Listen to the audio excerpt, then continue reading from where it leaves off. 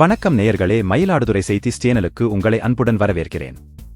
தொடர்ந்து செய்திகளை பார்ப்போம். இப்போது காணவிருப்பது எக்ஸ்பிரஸ் 5 செய்திகள். மயிலாடுதுறை மாவட்டம் குத்தாலம் அருகே அஞ்சாறுவார்த்தலை பாலம் உள்ளது.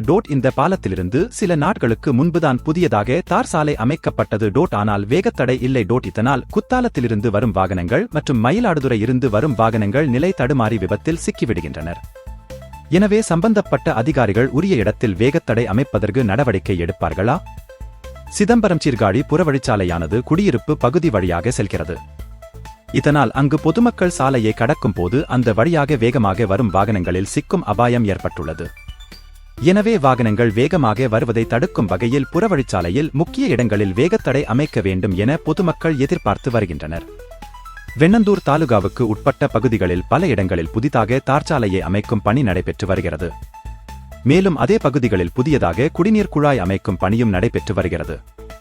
எனவே சம்பந்தப்பட்ட அதிகாரிகள் இதை கவனத்தில் கொண்டு முதலில் குடிநீர் குழாய் அமைக்கும் பணியை முடித்த பிறகு தார்ச்சாலை பணியை தொடங்க நடவடிக்கை எடுக்க வேண்டும். பண்ருட்டி அருகே காஞ்சாவடி சிலம்பிநாதன்பேட்டை இடையே புதிதாக சாலை அமைக்கும் பணி தொடங்கப்பட்டன. ஆனால் இந்த பணிகள் மிகவும் மந்தமாக நடைபெற்று வருவதால் சாலையில் ஆங்காங்கே ஜல்லிக்கற்கள் சிதறி கிடக்கின்றன. இதனால் அந்த வழியாக செல்லும் வாகன ஓட்டிகள் அதில் சிக்கி கீழே விழுந்து காயம் அடைந்து வருகின்றனர். எனவே உயிரிழப்புகள் ஏதும் ஏற்படும் முன் சாலை பணியை விரைந்து முடிக்க அதிகாரிகள் நடவடிக்கை எடுப்பார்களா?